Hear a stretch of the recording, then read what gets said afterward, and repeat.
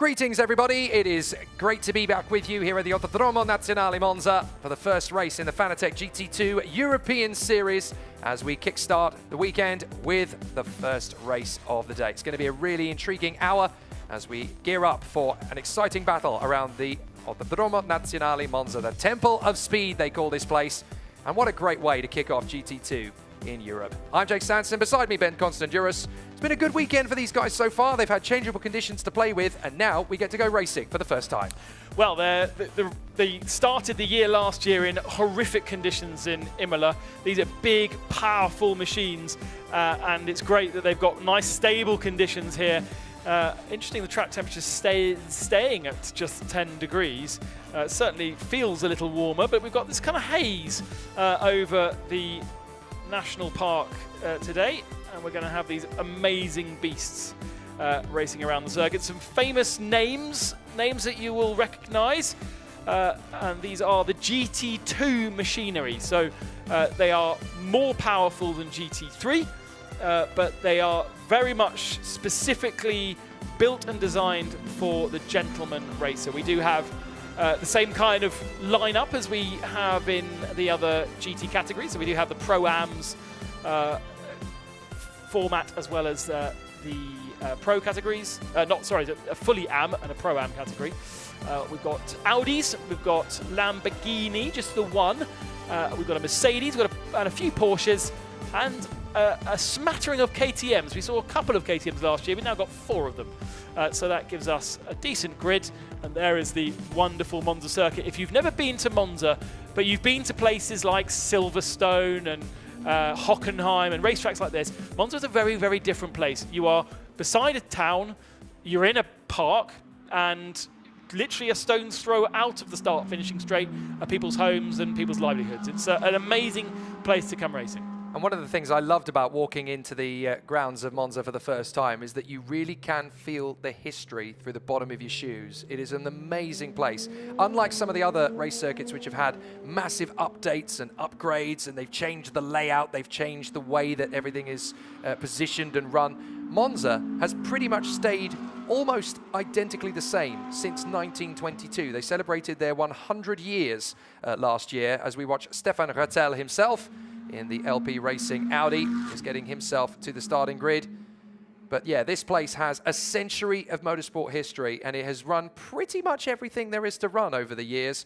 It is absolutely the Temple of Speed, they call this place, and it is just soaked in history. All the way through the pit lane, you walk on the way behind the garages up to the media center, and they have pasted all of these fantastic historical photographs and shots from the 20s through to the 30s, through that gap to the late 1940s when you had Grand Prix racing becoming what was now known as Formula One, all the way through to the 60s and the 70s when the great sports car races took place here, and then all the way to the modern era. And this place just absolutely oozes motorsport. It is the best of the best as far as Italy is concerned, and if you are a fan of motor racing, you are a fan of Monza. You just are.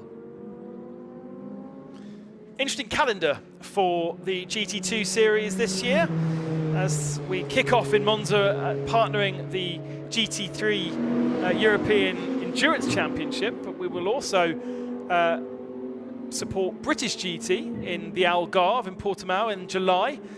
They'll be going to Red Bull Ring. They'll go to Dijon as well. That's an amazing circuit to go racing something like this. Valencia, and then Circuit Paul Ricard at the end of the season. So this, I think, might be the only opportunity that we see them as part of the endurance program this year.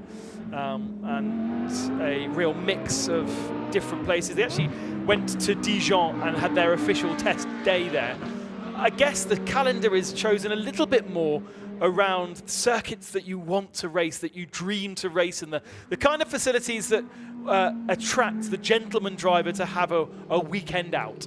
Absolutely. This is where you get to really have a play with the machinery. These cars more powerful than their GT3 counterparts, but obviously a little bit more expensive to run. So this is very much a very tough racing championship to run through, but you get so much excitement with it.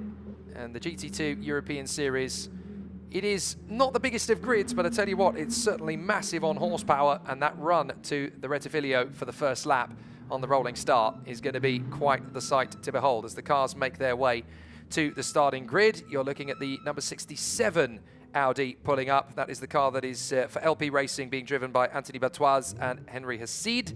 So that's going to be an interesting start there. In fact, we just saw Hassid, who is going to start the race. There is the beautiful KTM Crossbow. What a beautiful GT2 car this is. When you think of a KTM Crossbow, though, you definitely don't think of that. You don't. Yeah, you're absolutely right. I mean, the original, it's kind of somewhere between... But it's in there somewhere. Yeah, absolutely. Yeah. This is all bodywork that's made it a GT2, essentially.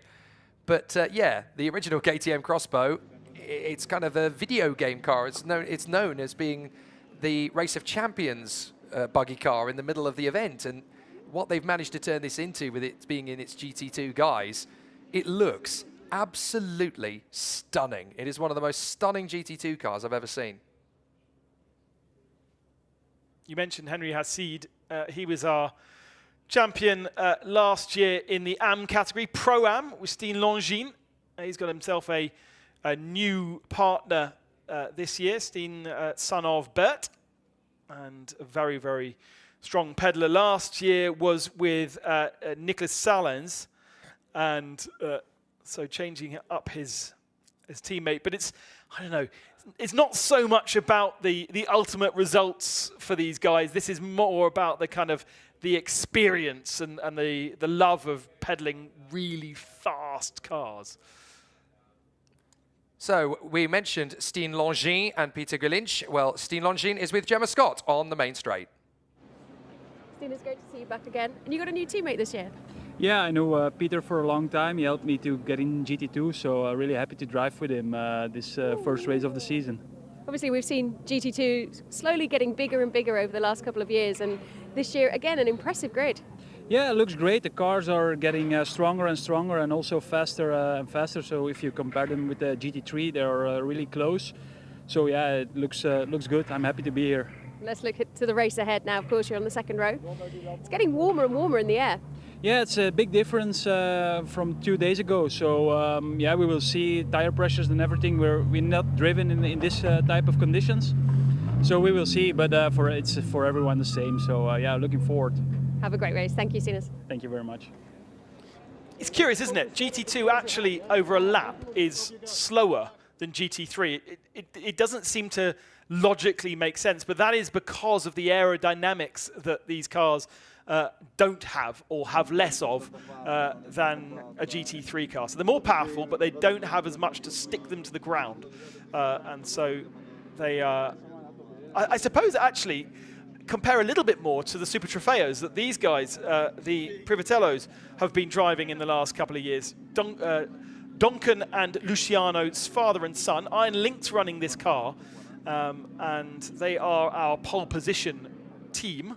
They are in the full AM category, Luciano being the father, Donovan being the son, and it is effectively it is a Super Trofeo car, just kind of in named GT2 spec. Yeah, it's going to be a very interesting battle for position up at the front as well. We've got Privatello in pole position in the Lamborghini, alongside Angerhofer in the number 16 KTM that we saw from True Racing. The sister car, by the way, Nicolas Salens, is all the way down. I say all the way down, but 7th position, not a bad place to start from, but it is kind of the first real danger zone. I love this drone shot overlooking the circuit. This is really starting to feel like a Hollywood movie build-up, isn't it? I love this new dynamic camera that we've got for 2023. Kudos to the drone pilot. Loving it. Soaking it all up. The drivers definitely getting ourselves ready for the start of this first race of the weekend, because we've had lots of practice sessions and qualifying sessions across the categories that are racing here, but now we actually get to go racing for the first time, and the grid is slowly starting to be cleared. Only the essential personnel are left, all the way back to Doppelmayr in the Audi at the back for LP Racing, Michael Doppelmayr. And down in the starting position, we have Luciano Privatello standing by as Donovan is in the car. Gemma Scott can catch up with our pole position sitters. Luciano, great to see you joining the championship here, racing with your son. Yeah, I am very happy. It's the first one. It seems really nice surprise yesterday with Paul. So will be the first one big line, I think. We need to check with the other championship because as Super Trofeo, Italian Championship is, I think, full for this year. I don't know how many GT2 race I can do this year. I hope maybe 3 or 4. It's depend now the other one, even the Italian ship, but the championship looks very nice. Absolutely. And for Yeah. you, as a man of motorsport, how special is it to race here in Monza? But Monza is a temple of speed, so it's very, very nice. Often I drive alone in Monza because it's not too physical, because you have just 5 straight and 5 corners. So it's very, very nice and a lot of adrenaline because you reach some speed that you don't reach anywhere. So special. Yeah, so special, yeah.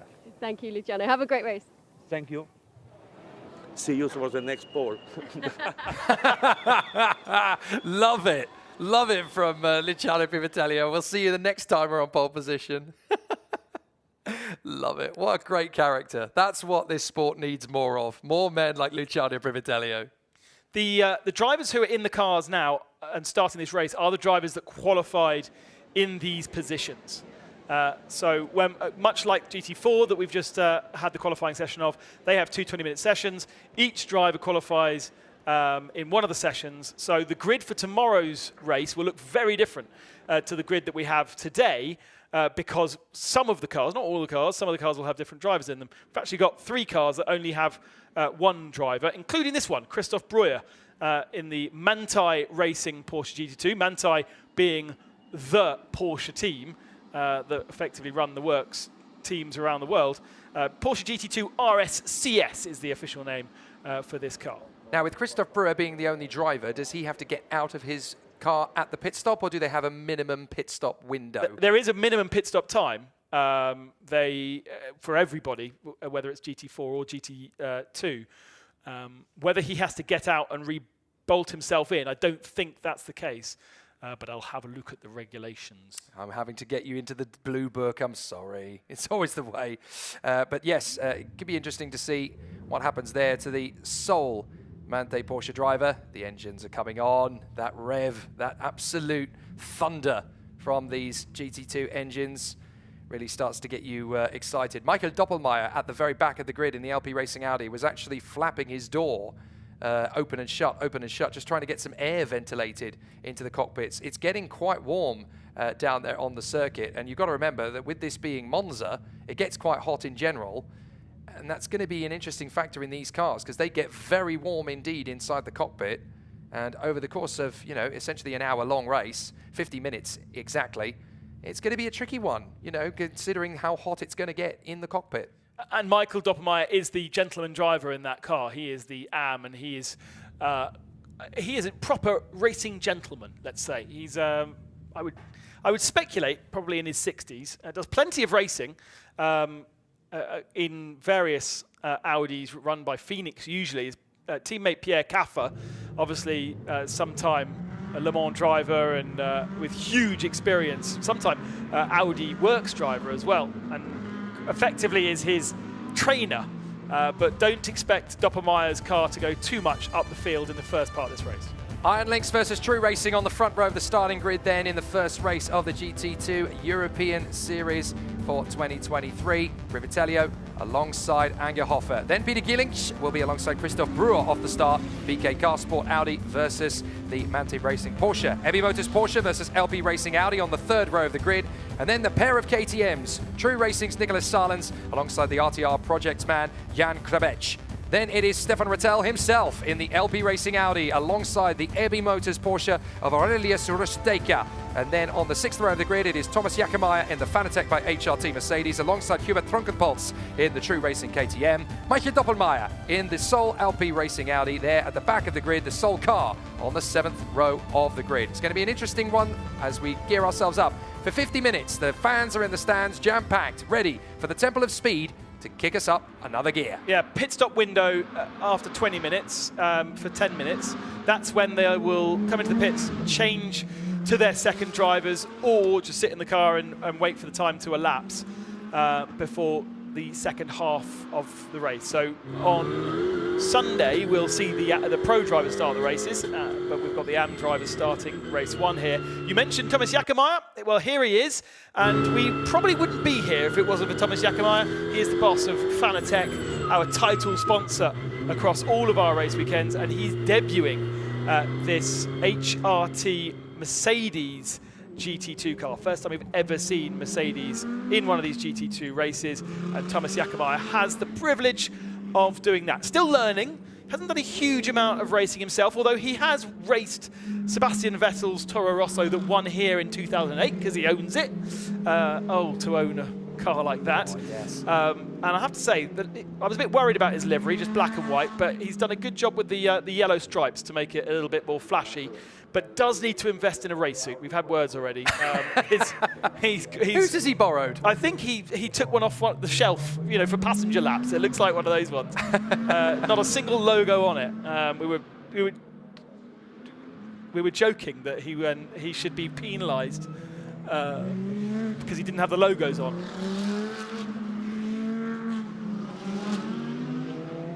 So we're getting ourselves geared up, ready for race 1 of the Fanatec GT2 European Series. It's going to be an interesting charge forward. There are 13 cars on the grid. We're hoping that more will join over the course of the year. There are still a few more that are being worked on as the GT2 European Series grid continues to develop and grow.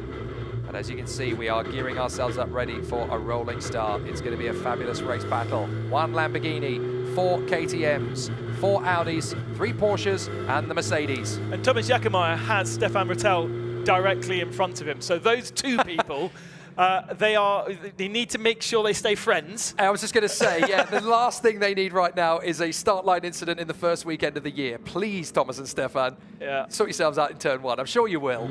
But yeah, we don't need that kind of aggro. The admin would just be diabolical. However, here they come. Donovan Privitello will be pole position to the inside in the number 8 Iron Lynx Lamborghini. Klaus Angerhofer in the True Racing KTM number 16. The 2 AM class cars will lead them around. Then the Prime of Peter Gillinch in the PK Car Sport Audi. Christoph Brewer in the Mante Porsche. Are we going to get lights out and down towards the Rettifilio straight away in the Fanatec GT2 European Series at Monza in Italy? We wait for the race to get underway.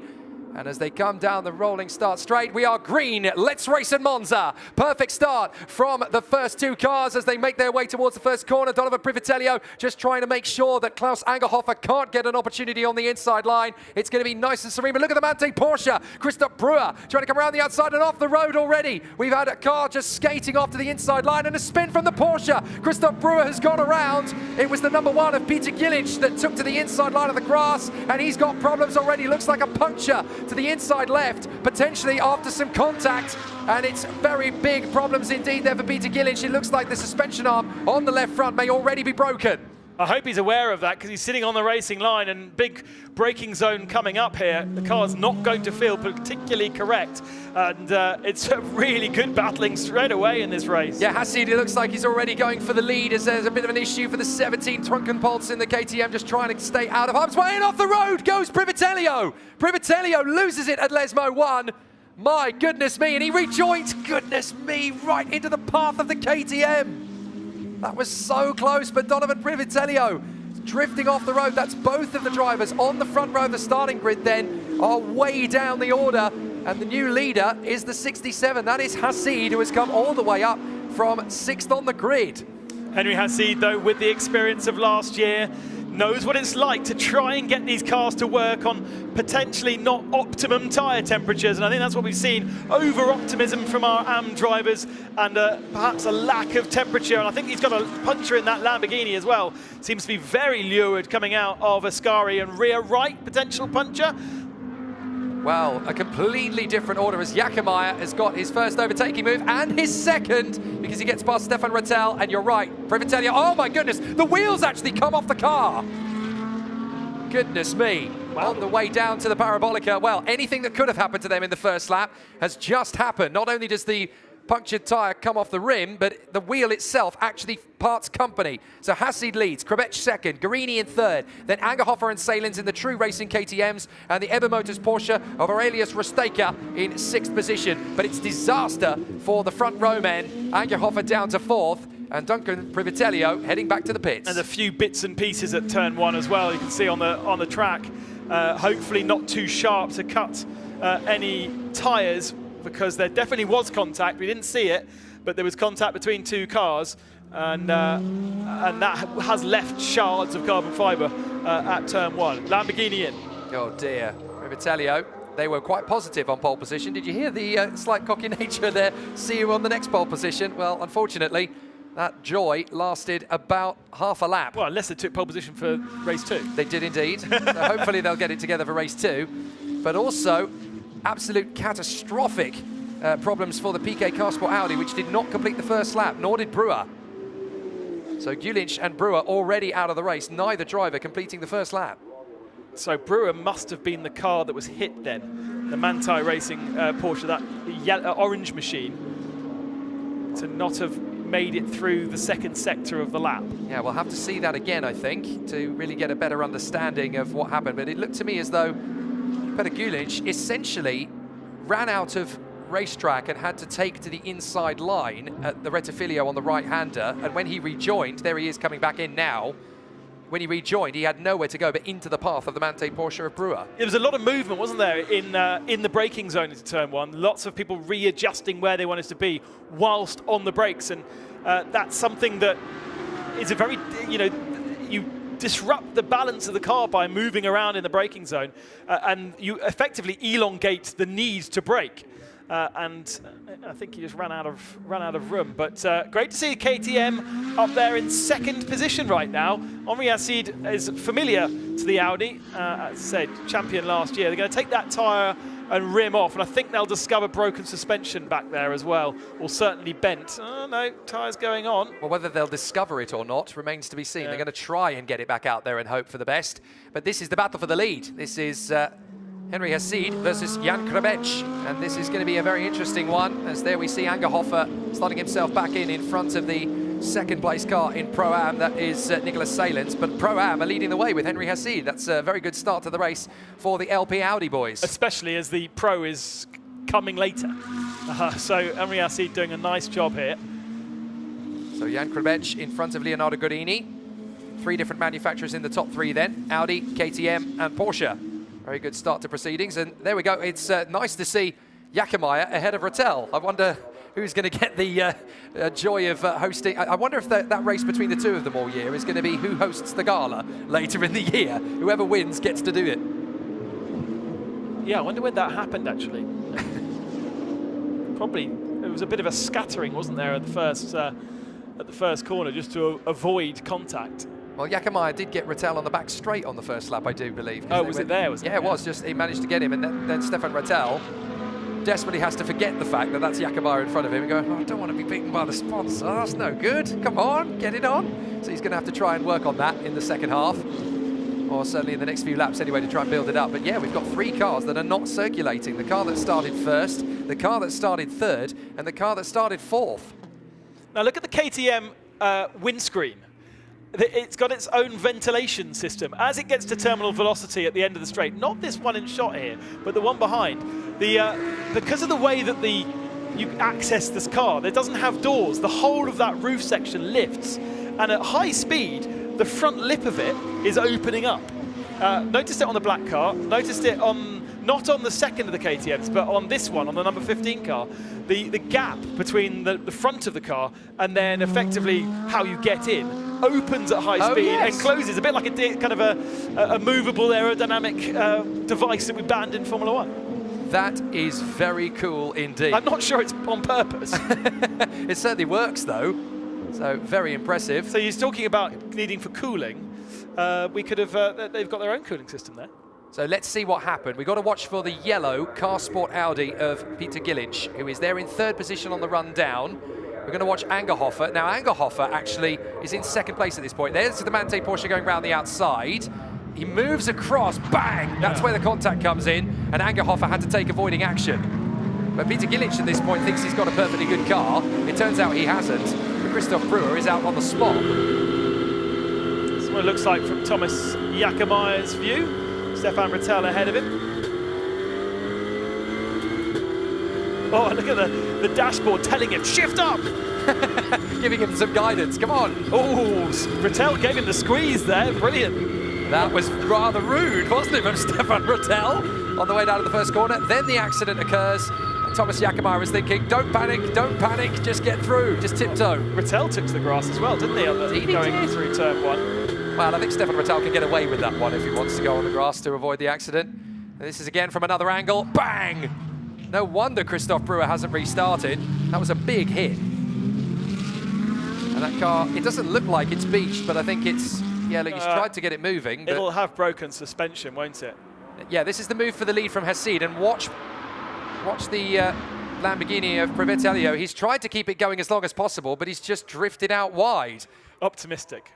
And presumably by going off there, when he's come back on, he's caught the edge of the sharp edge of the curve, and that's punctured the tyre. Yeah, big mistake, unfortunately, for Donovan Privitello, but hopefully he'll be back in action at the sharp end again tomorrow. When you're off line that much, I was always told when I was karting, give up the corner and work on it at another corner, because you're never going to try and fight around the outside, especially with cold tyres. No, absolutely. You know, you're on the first lap and you're wrestling to try and get that position back again that quickly. No, just slot in behind. It's a 50-minute race. You've got plenty of time.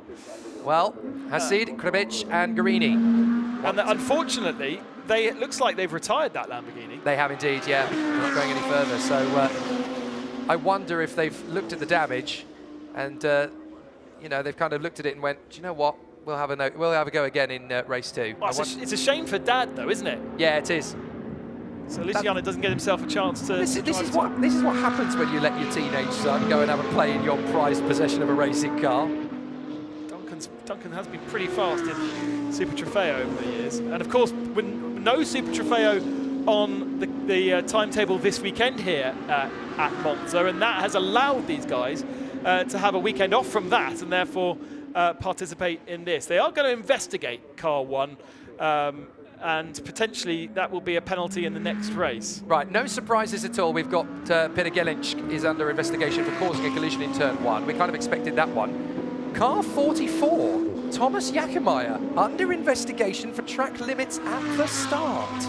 Yeah, so he went full wheels off on the right-hand side, didn't he? And that was the reason why it appeared that Rattel had squeezed him onto the grass, because he was already not between the white lines.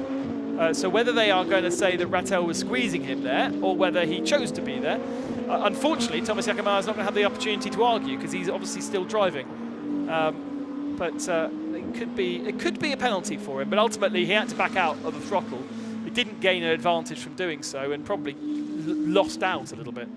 I mean, fair play to Nicolas Salins as well, running in 5th position. He very nearly had a face full of Lamborghini when Donovan came back onto the circuit again. Donovan Privitello, he returned to the circuit right in the path of Nicolas Salins, and that could have been very nasty indeed. But Salins had quick responses and quick reactions, was able to get out of the way before he came on the scene. So that was very clumsy, but very, very tricky.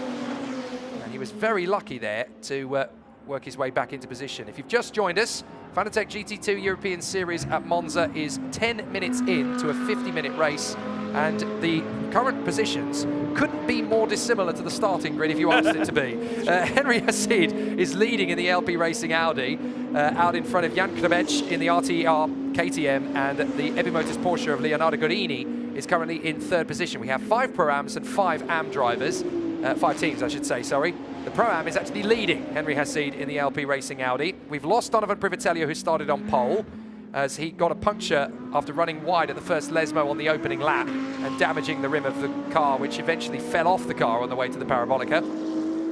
Then we had, alongside him on the grid, Klaus Angerhofer, who was 2nd into turn 1, but obviously had to take avoiding action because Peter Gelinch and Christoph Brewer came together, the Audi and the Porsche. Both drivers are now out of the race, unfortunately, and so is Donovan Privitello in the Iron Lynx Lamborghini. So that's 3 cars from the top 4, all out of the race on the opening lap. So Henry Hasid was able to pick his way through in the LP Audi to the lead. The RTR KTM of Jan Krabec up to 2nd. The Porsche from Ebi Motors of Leonardo Guarini in 3rd. Then Angerhofer and Salins in the 2 True Racing KTMs, 1 AM, 1 Pro-Am. Aurelius Rostecker is 6th in the 2nd of the Ebi Motors Porsches. Then the Fanatec BHRT Fanatec by HRT Mercedes of Thomas Jakobaia. Mr. Fanatec himself is in 7th position. In 8th position is Mr. SRO himself, Stefan Rattel in the LP Racing Audi in the Pro-Am category. And then we have the True Racing KTM of Hubert Tronkenpolz in 9th position ahead of Michael Doppelmayr in the LP Audi. And there is already 35 seconds or so covering the entirety of the field after the first few laps. 43 seconds, I should say, actually, between the whole field. But this is where the action's going to be. These 5 cars up at the front end of the field. Restecker trying to hang on, and Jakobaia and Rattel bidding to see who is the top banana in the Fanatec GT World Challenge paddock. Number 1, back out on circuit. They've fixed the Audi of Peter Gulick, and so they are going to be able to continue running, which is good news. But they come out right in the path of the race leader. Yeah, less good news. Yeah, it could be very interesting on the first lap out of the pits as we ride on board with Thomas Jakobaia. And there goes Peter Gulick right into the path of some slower cars. Peter! Oh dear, the KTM having to get right onto the curb to get out of the way. Salen's almost parking it in the side of Peter Gulick's car. They're probably just getting it out there just to see if it'll run for the second race. Oh, well, no, don't forget, he's got a second driver as well. So if you can get the car running and give your second driver the track time that he has either paid or travelled here for, then why not? Very true, very true. And whether or not they're going to have a car that can do it or not, it's a bit debatable at the moment, isn't it? Took a lot of damage. The thing is, when you hit the... Oh, look at the car. It's absolutely like a shopping trolley on Well, it's ice. also been sitting... Yes, exactly. It's been sitting in the pits with those tyres cooling off, and he hasn't really had a chance to get anything up to temperature. And, you know, the calmer you are and less aggressive you are with the car, the more time it takes to actually get the car up to working temperature. It'll feel horrible up until that point, unless there is something really bent in there that they haven't managed to fix. And he is going to be bringing that back into the pits. I would say it's the latter. I think that car is looking pretty done. Now here is Jakobaia closing up on Restecker. This is going to be interesting. Move over and I'll give you a free Fanatec wheel and pedals. I don't think Restecker's going to care. He hasn't given me a free Fanatec. Has he not? Yeah. It's been 3 years. We'll get it sorted. We'll get it sorted. We'll let Thomas know. Got a nice slipstream here. He has. He's got an opportunity into the Rettifilio. He's having a look into Parabolica. Whoa. Slow the car down, Thomas. That was hot going into Parabolica. And he unfortunately drifts a little bit wide, so he's going to have to try again into Rettifilio. That was brave. Do you know what? That was Brown Trousers moment. Sometimes I wonder whether these are on purpose moves, and therefore you can call them as brave, or just kind of, oh, I found myself in this situation. Right, I better go for the move. Always thinking about it again. That Mercedes really dives, doesn't it, when he jumps on the brakes? Do you know what, Thomas? This is very, very different to the Fanatec cockpit that you've got down there in the arena. And he's drifted wide as he kept it on the racetrack to keep it going. Well, there's Restecker. Yes, he has. Good boy. Well done. Yeah, Thomas actually doesn't spend a huge amount of time in his rigs. He's so busy in business that actually he admits that he doesn't spend enough time actually using his products any longer. Just comes up with crazy ideas instead. He's been a little bit put off by that outbraking move. It seems to have rattled him slightly.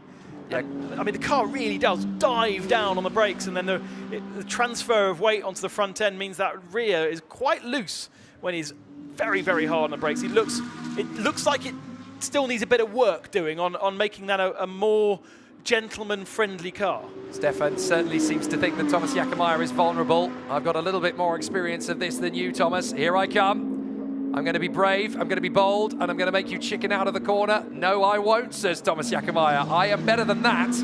Try something else. And this is a great little duel between these two, as they currently are giving Angelus Restecker in front a little bit of a worry. Yeah, Thomas is really good through Ascari. Once again, he's right onto the tail of that Porsche. He's getting a great run out of Ascari, but he's just this time not quite close enough. And I noticed that, oh wow. Wow, around the outside, Restecker might get a run on Aurelius. He doesn't in the end, but look, he's going to get a good run off the turn. He's going to get alongside him. I think he might have a chance into the Rettifilio. Well, yeah, but I mean, what does Stefan Rattel do here? He's got two cars providing slipstreams. Thomas has still got to try and go around the outside of the first part of the chicane. This is not done yet. So Ristecker is just going to wait. Just wait. Just wait. Let him overshoot. Let him overcook it, which he doesn't. And Stefan Rattel nearly gets his bid. This is a great duel. Excellent stuff. But what we've seen around the rest of the lap is that actually the Porsche is slightly stronger through Lesmos and places like that. So it's not done yet. I think we'll see the Porsche fight back. It's just he hasn't quite got Ascari as sorted as Yakimeyer. But actually Yakimeyer does look like he's really starting to ramp things up as we get close to the pit window. But this is also where you get to see what you were talking about earlier about the GT2 car being more powerful but less grippy, because under brakes you really get to see where they lose the lap time. Because the car, as you say, just stops on a spindle, and that's where you are desperately trying to pick where you get back on the throttle. I mean, the way it pitches does give him good feeling. He knows where the car is rolling to, and if it breaks traction, a soft car like that will give you a little bit of feedback. But it's probably not the fastest way, and certainly under brakes looks to me quite nervous. For those who are still interested in the continuing adventures of the PK Car Sport Audi, they did do one lap and bring it straight back into the pits again. That car definitely the worse for wear after its contact with Christoph Brewer's Mante Porsche, and I don't think they're going to come out again in this race. So we've got Yakimeyer, who'll be handing over to Jens Lieberhauser. The Ebby Motors will also handing over to Mantas Janavicius, and Rattel will be handing over to Mattia De Gusto, who has shared that car with him before. So pit window is about to open for 10 minutes. They will need to be stationary in the pits from pit in to pit out, 105 seconds. And there are other stipulations if you're changing tyres, but nobody is changing tyres. So that's pit in to pit out, 105 seconds. That's going to be interesting to gauge, because obviously they can't really calculate whether they've got it wrong until they've got it wrong. Which is what happens quite a lot in GT4.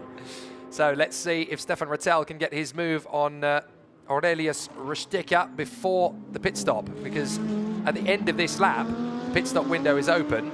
And I wouldn't be at all surprised if the likes of Hasid and Krebech decide to go ugly early and just get the pit stop phase out of the way. You would. If you're a Pro-Am, you want to get your Pro in as soon as possible, don't you? So I expect we'll see quite a few early pit stops for those that are Pro-Am entries. For the Am entries, probably leave it 1 or 2 laps to make sure the pits aren't too busy, but then it's a big long pit lane, and there's only, 10 cars, 11 cars, so not too much of a problem. Stefan fancies an overtake before he goes into the pits? He's going to have to think about this. He does. He bails out of it, but he's trying to let Aurelius Ristecker know that he's there. But Aurelius Ristecker is not the kind of guy who was born yesterday. I've had plenty of fake moves like that one, Stefan. You're going to have to come up with something a little bit more hungry than that if you're going to get the better of me. I noticed that the leaders did go through, though, so nobody's pitted in on this lap, despite the fact that the pit stop window has now opened. Car 1, oh dear, Peter Gillich. He's now under investigation for speeding in the pit lane. It's the only thing he's done is come into the pit lane and go back out again. I love the Ebby Motors livery. Oh! Goodness me. Big spin for Angerhofer. As he just got, that's what happens when you get on the throttle too early out of the Rettifilio. I've been really impressed by Klaus Angerhofer, because he's really a gentleman driver himself. Done plenty of racing. He's actually a KTM national champion in Austria, but he's not usually up at the kind of Nicholas Sauerlands' pace, so he's had a really good run up until that point. Okay, all 3 drivers then in that battle came in together. So we have Yakimeyer, Ristecker and Rattel all coming in together. So they will rapidly change over. And this is a race in the pits now. Excellent. Well, no, because they all have to do that set time. So there should not. The idea is there should be no panics at all. Well, it's the idea. Oh, and how about this? You've got Krebech. He's now all over the back of Henry Hasid. He fancies a chance of getting through before they make their pit stop. Jan Krebech looking very hungry indeed here in the AM KTM from RTR Projects. Down the back straight. And he does fancy maybe he can get Henry Hasid vulnerable as they get down towards the Parabolica, weaving around a little bit, trying to get into his blind spots, trying to keep him second guessing as to whether the move is on. It isn't. But Henry Hassid can't think about what's in his rearview mirrors. He's got to think about what's coming up the road in front of him. Do either of them dive for the pits? No, they do not. Jan Krabech is the only driver listed in that car, so he will come into the pits and serve that 105 pit stop, but then go back out onto circuit again. Interesting that I need to reread my documents because everyone's a lot Krabech is longer. thinking about it into turn one, thinks better of it, or either that or Henry Hassid does not get intimidated. I think Krabech was hoping to spook him under brakes. Henry Hassid was not going to budge. So down pit road, that's a KTM coming in. That's going to be Angerhofer, I think, after his earlier spin. So still Hassid versus Krabech for the lead of the race. And it's basically tit for tat between these two. You try and push me into a mistake, I will soak up the pressure. I'll try and pull away. No, you won't. It's a nice little battle between them. So Stefan Rattel has taken 10 seconds out of the car of Thomas Jakomeyer in the pits. The Mercedes has had, 20 seconds. The Mercedes had a very slow stop. And the Audi of Rattel, the 88 car, was pretty much on the money, 4 seconds slower than it needs to be. But that has going to spread out that little battle massively because the Porsche also was 10 seconds slower than the Audi. And also going out onto the circuit in the number 18 LP Racing Audi is Pierre Caffer. Get ready for some fast laps. Well, poor Pierre is taking a car that is a long way down. Let's have a look at Angerhofer. What happened here? He's offline. He's caught the curb, look. He's caught the sausage curb and pitched the throttle, I think, at pretty much the same time. And that's where the car got loose.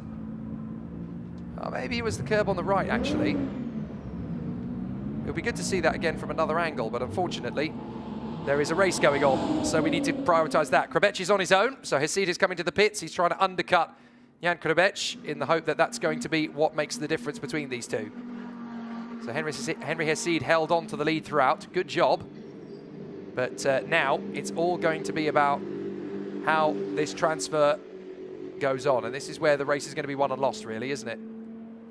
Well, I mean, it does look as though a lot of these guys are not able to match the pit stop delta. A lot of them are quite a bit slower and giving away 10, 20, 15, 20 seconds on what they could be doing. The fastest in the pits was the KTM of Koffler, the 17 machine. So he's taken over from Trunkenplotz, who was the other guy at the tail of the field. A 146 is bang on where they need to be. 145 is exactly the time that they're given. I wonder if they are not quite calculating the pit stop time correctly, because obviously they're looking at it from, the rule is pit in, pit out. Yeah.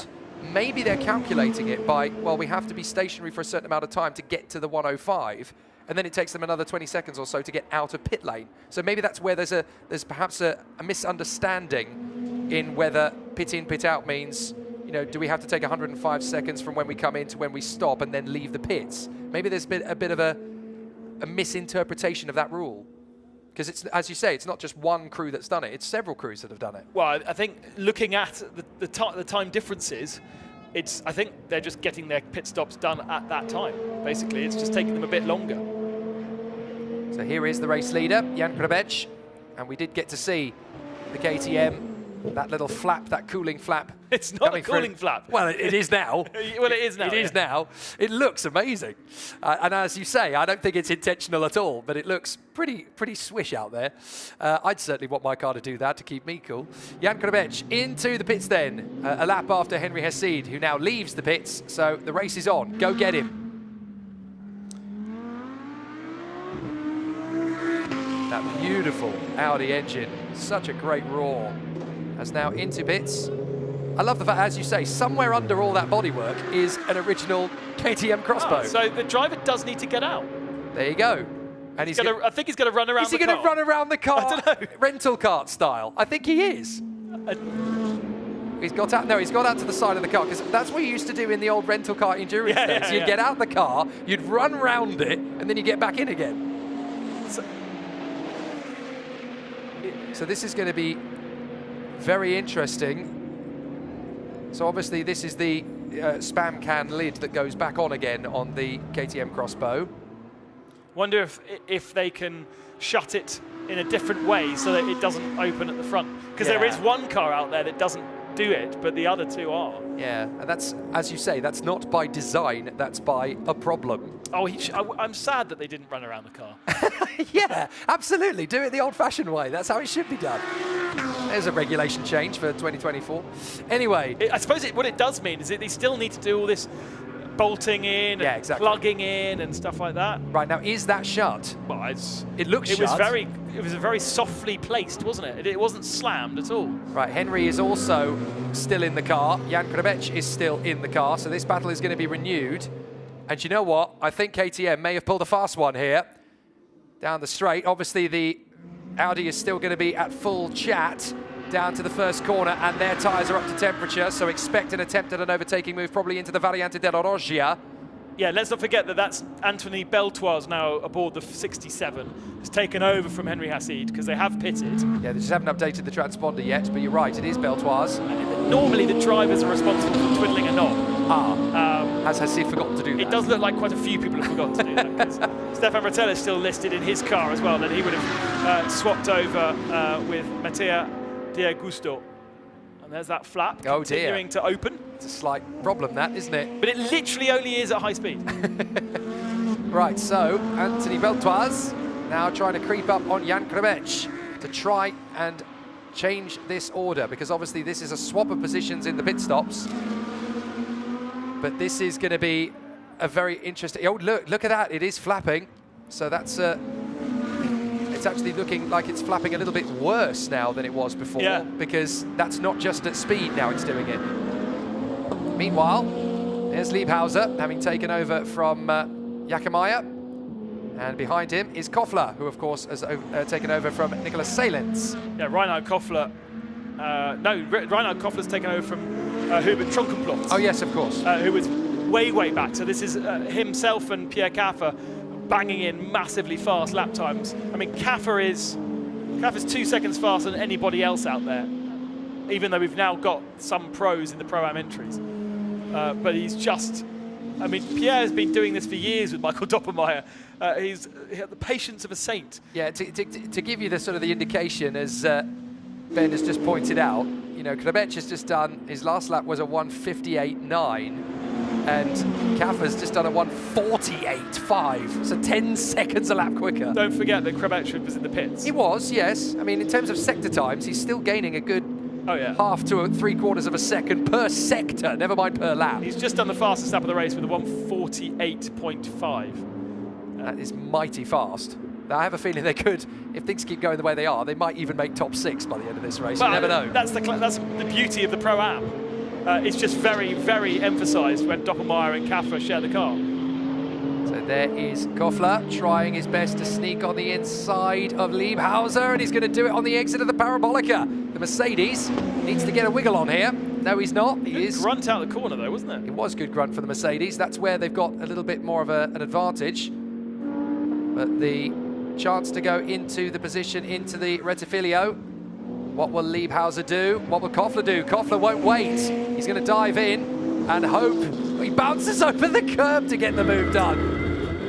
Now that was very much, is Liebhauser going to make a mistake into the braking zone? No, he isn't, but he is going to leave me room, so I'm going to go for it, which he did.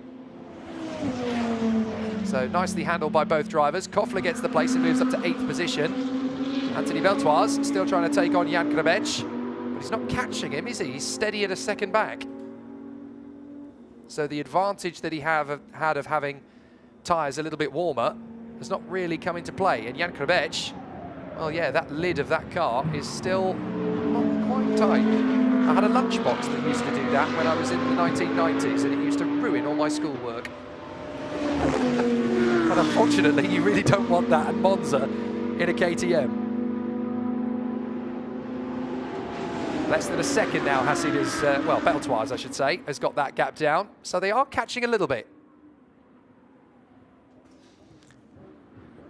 Stefan Rossiner is now in 3rd position in the True Racing KTM. Number 15. Then Mattia Di Gusto in the LP Audi. They have now changed that around.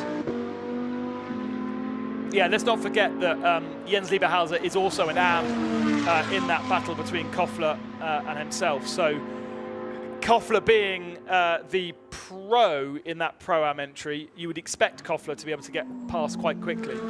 Jens Lieberhauser actually is a hotelier. Hotels in Mallorca and in Ischgl as well. So not your pro driver that Jakomeyer has handed over to. Not a bad business. Here is Anthony Beltoise really starting to hammer on the back bumper of Jan Krabech.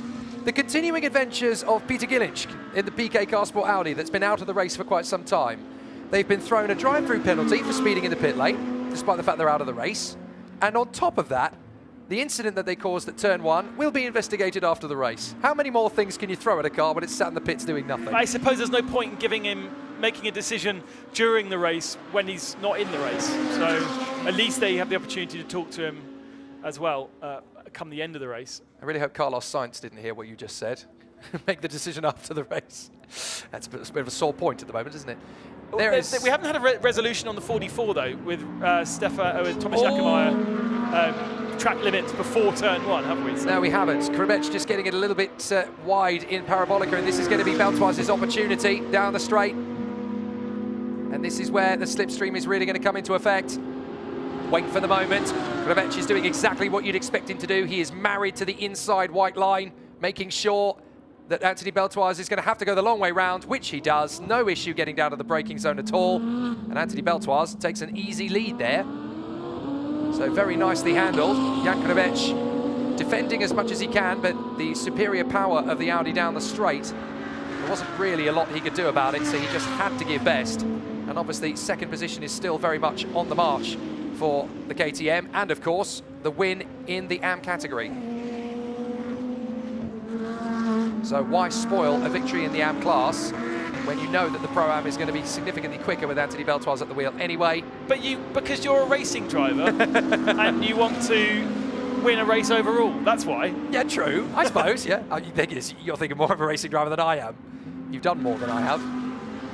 Stefan Rossiner in front of Mattia De Gusto and Leonardo Guarini. Next up in the top 5. Now Klaus Angerhofer still showing up as P6.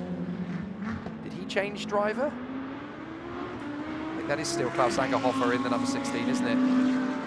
Then Janavicius in the 5. And there is Jan Krabech, still trying to follow in behind Anthony Beltoise in the LP Racing Audi, which now leads the way. This is the first time that Krabech has driven for 2 years. Pre-COVID was doing quite a lot of GT4 racing, but disappeared out of the motorsport scene during COVID and is making his return to racing now. So that is going very, very well for a man with a lack of experience, although has always been very loyal to the KTM brand and the KTM name. Right, Pierre Caffer has just set another new fastest lap of the race. The leader, Anthony Beltoise, just did a 1:49.3. Pierre Caffer just did a 1:48.1. Very quick indeed by comparison. So we need to see what are the chances of Pierre Caffer getting into 9th position. Well, he's got to gain 5.9 seconds in order to do that in 14 minutes, sorry. As now we watch the duel between Janavicius and Koffler. Koffler has been steadily catching the Porsche. Janavicius is in the 151s. Koffler is in the 149.5s.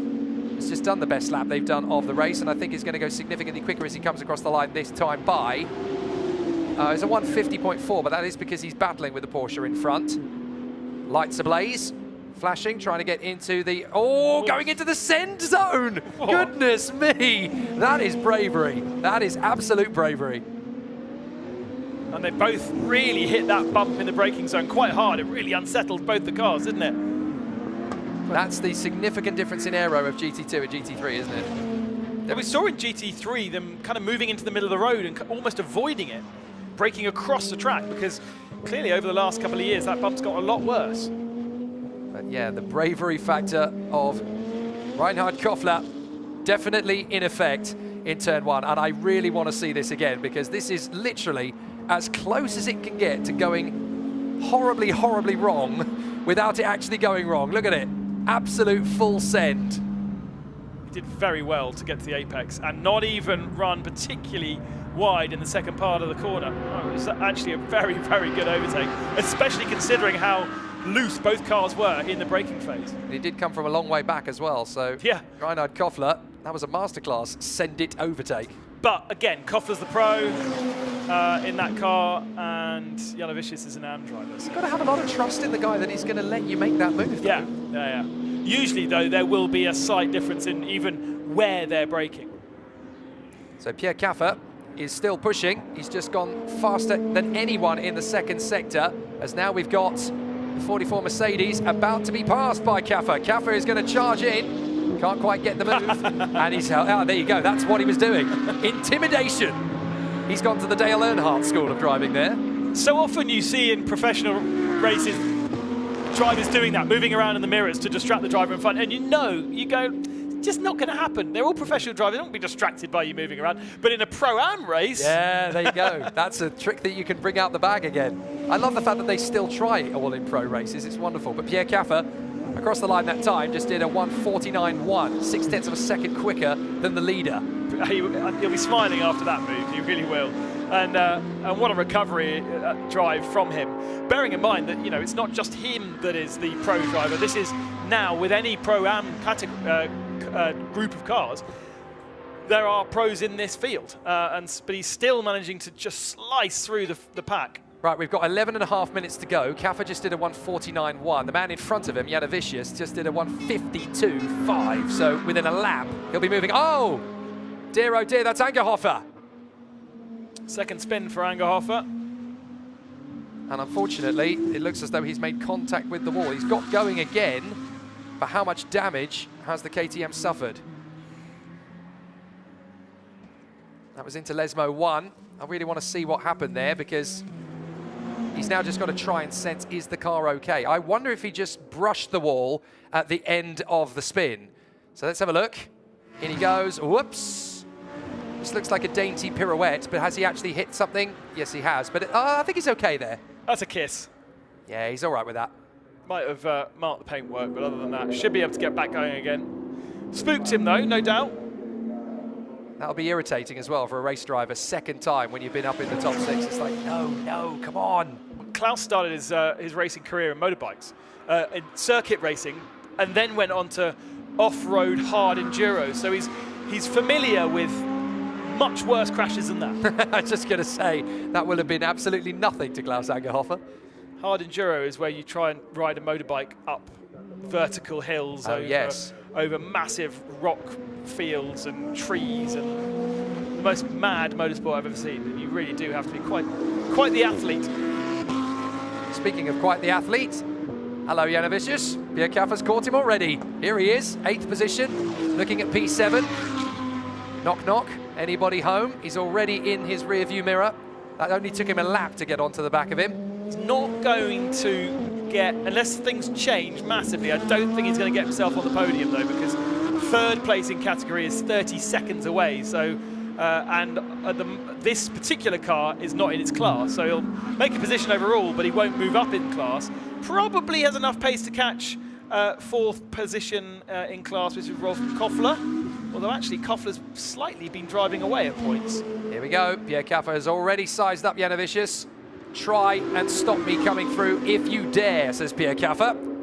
Under the Monza-Napoli banking. Are we going to get the run into the Variante Ascari? Job done. Not even breaking a sweat, although he might just drift wide. No, he won't. Catches the curb beautifully. Pierre Caffer, mission done. That was textbook into the Variante Ascari. No problems at all there. Into 7th position, now 14 seconds away from Koffler. But Koffler's pace has been very comparable to Pierre Caffer's, so I don't think in the 8.5 minutes we have left that 14-second deficit is going to be massively eaten into. We'll probably chip down to under 10 seconds, but I don't really see it changing hands particularly. Well, it might do. 4.7. 4.7. It might just do that in 8 minutes 20, you know. This is an interesting one. Di Gusto has been finding his pace, finding his feet lap after lap. Did a 48.5 last lap. Very, very strong lap from Mattea, and is now on the back of Stefan Racina. Racina usually is a pretty fast peddler, but on that last lap, over 2 seconds difference between the two lap times. So again, no, this is a battle for position in class, because this is for second in Pro-Am. Yes, it is. So Rossiner is going to have to try his best to keep De Gusto at bay. De Gusto has been steadily working for it. Here he comes. He's going to go full send into the Variante Ascari. So round the outside to try and capture it back. Rossiner's not given up on it, but fair play, Mattia De Gusto. That was one heck of a move. Third position.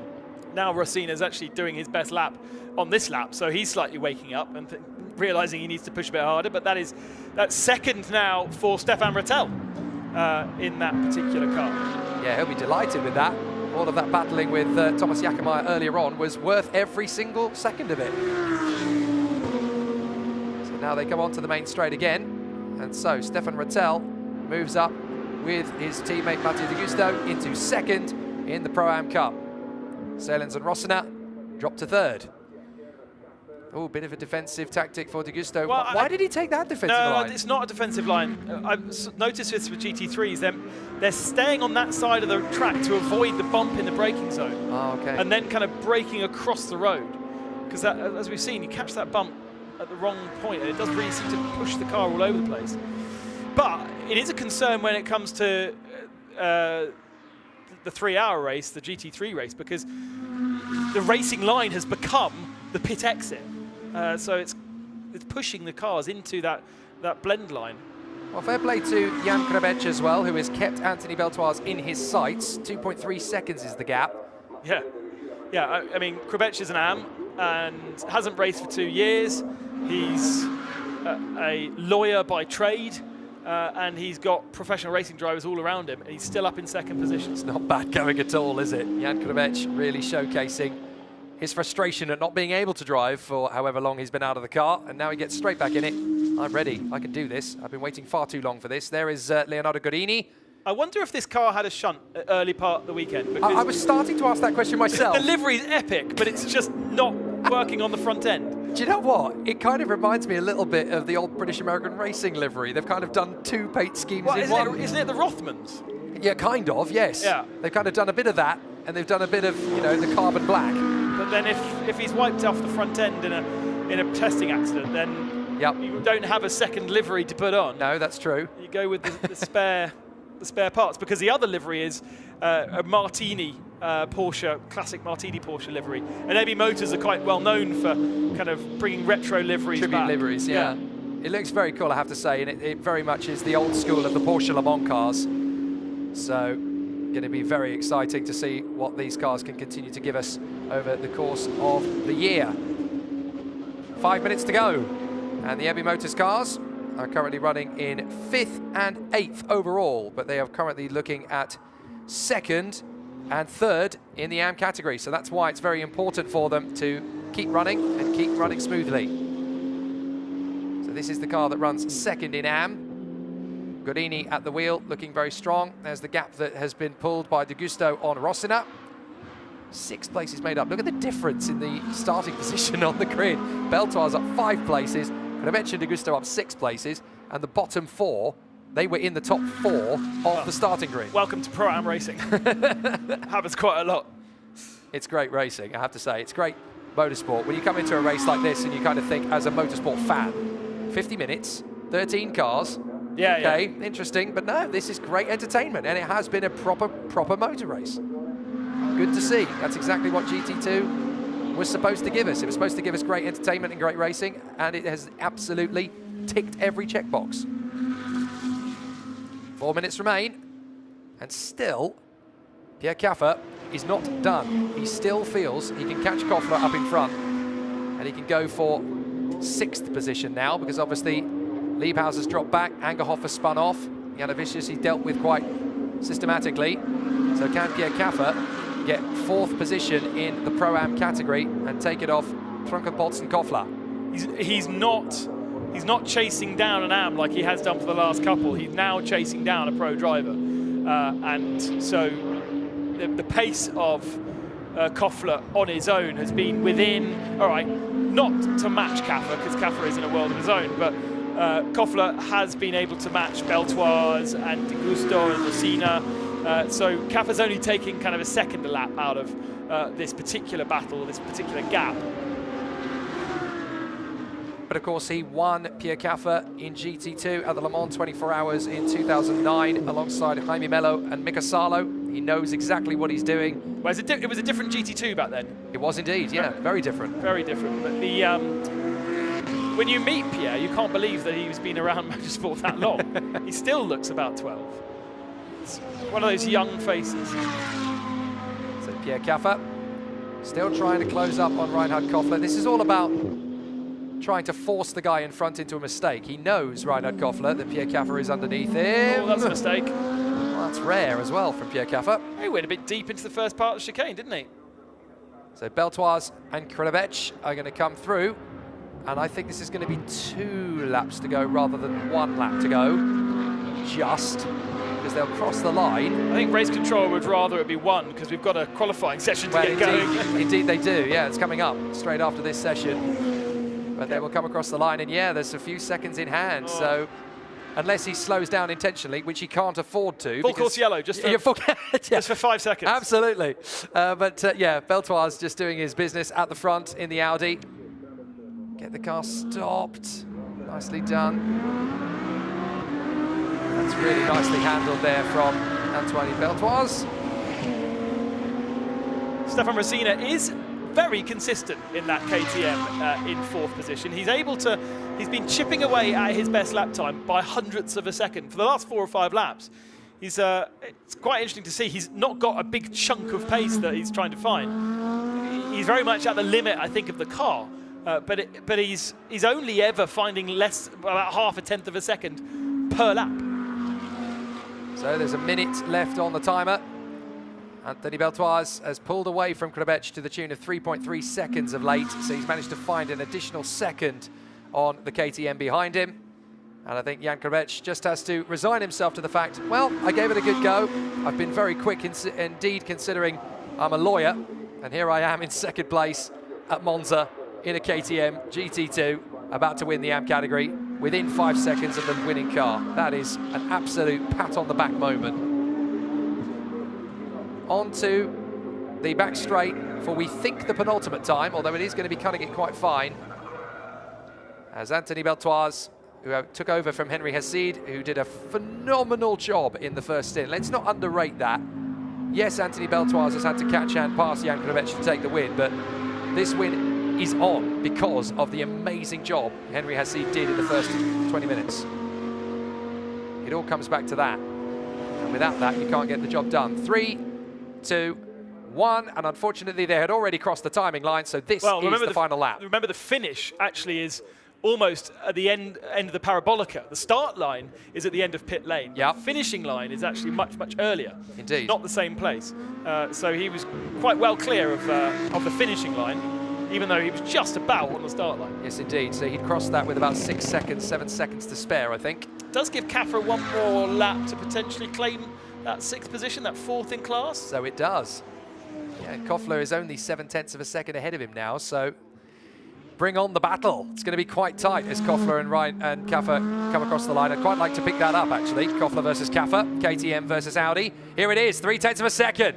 Caffer has a chance. Will he go full send on Reinhard Koffler? That's going to be an interesting opportunity. Thinks about it. That's Pierre Caffer definitely gunning after Reinhard Koffler. Koffler was very late on the brakes there. He was at the absolute limit to get that car stopped. Kicks up some gravel on the exit of the Rettifilio as well into the Variante della Roggia. I think Caffer's going to have another chance to go full send.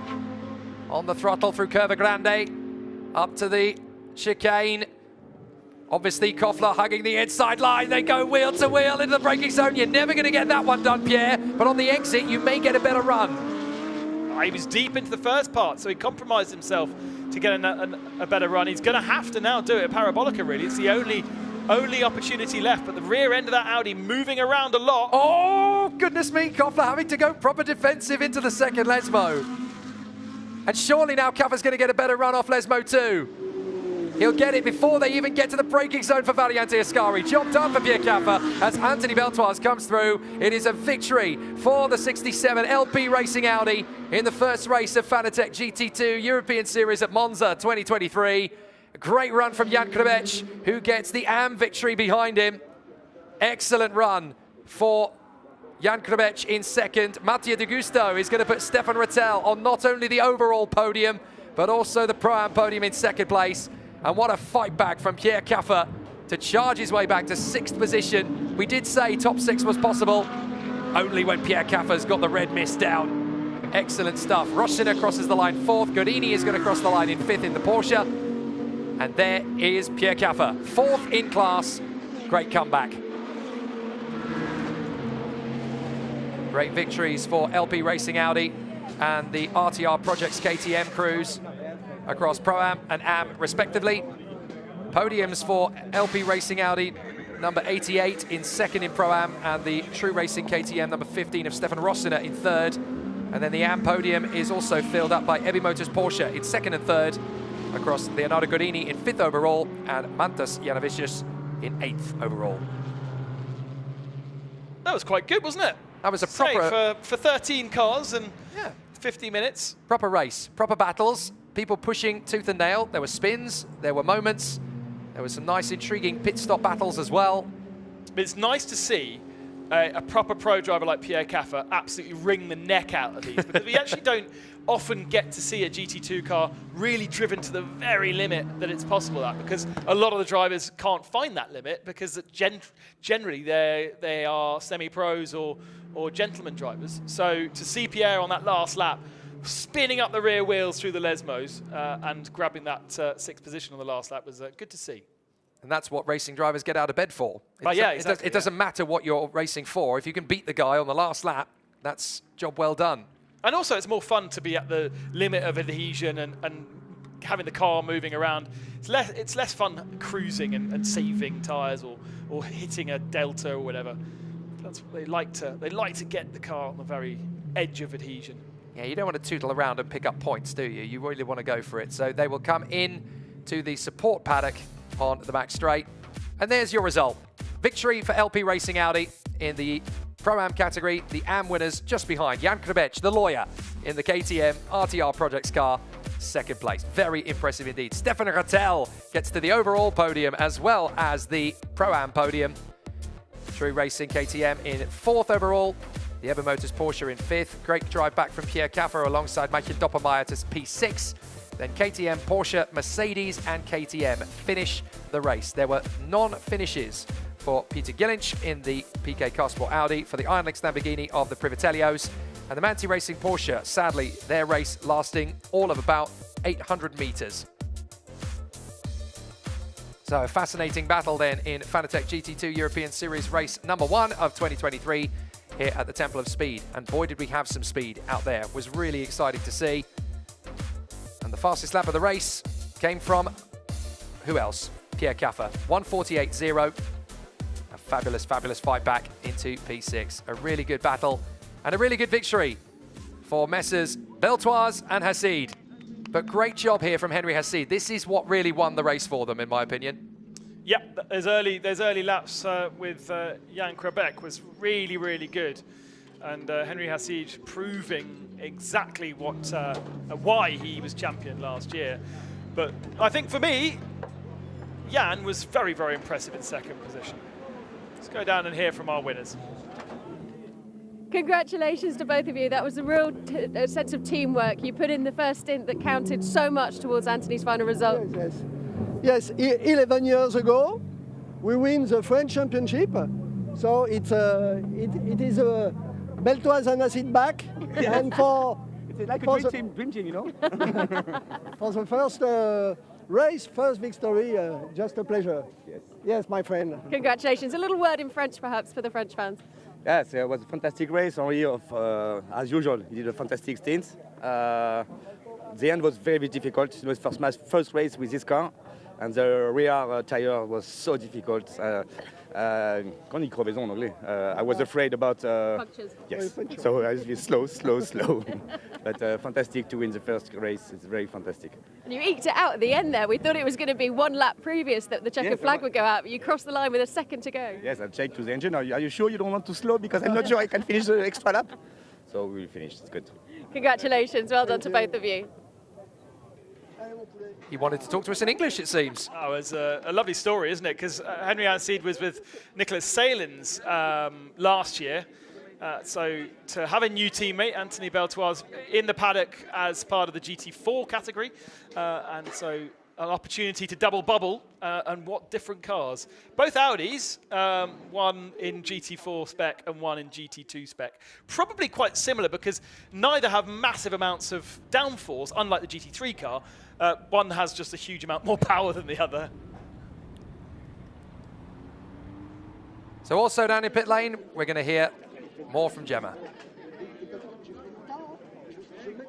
I apologise. I think Gemma is going to find Jan Krbec, who is going to be, of course, very happy indeed with his victory in the AM category.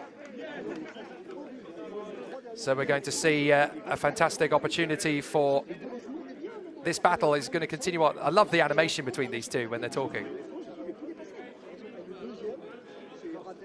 Oh, to be look like they're fluent telling each other off, don't they? So there we are. Gemma has found Jan Krbec, our winner in the AM category. Yes, I've tracked down our second place driver, Jan. You've just said to me you're exhausted. That was tough. But what a fantastic result. Thank you. Well, unexpected truly, because the first time here, first time in the series, kind of new car for us as well. So, you know, couldn't be better. And to bring an AM car home that close to the winning car is pretty special. It is. I mean, I have no words. We'll have to reconstruct what happened. Obviously, I've been happy, lucky and smart in the start, but we kept the pace, so I'm super happy. Congratulations. Well done. Thank you. Not a bad run at all for Jan Krbec. His winning distance was 6.6 seconds back from Anthony Beltoise, a pro driver in the Audi. Not bad at all. Very impressive. A gripping race then in the Fanatec GT2 European Series to kickstart the 2023 season here at Monza. It was a perfect run from Donovan Privitello to the first corner, but after that, everything happened. Christoph Brewer suddenly found the Audi in its path. Bang! Pitched around at the Rettifilio, and both cars were essentially out there and then, although the Car Sport Audi did try to get going again to no success. Then Henry Anseed made his brilliant move on Donovan Privitello. Privitello didn't like it, tried to fight back, and ran out of road and luck. His race ending with a broken rear wheel. And then the battles began. There were battles galore for Klaus Angerhofer. Not quite the way he wanted to end his race battle, running in the top 4 with a spin. There were great duels from Thomas Jakemeyer and Stefan Rattel as they duelled wheel to wheel.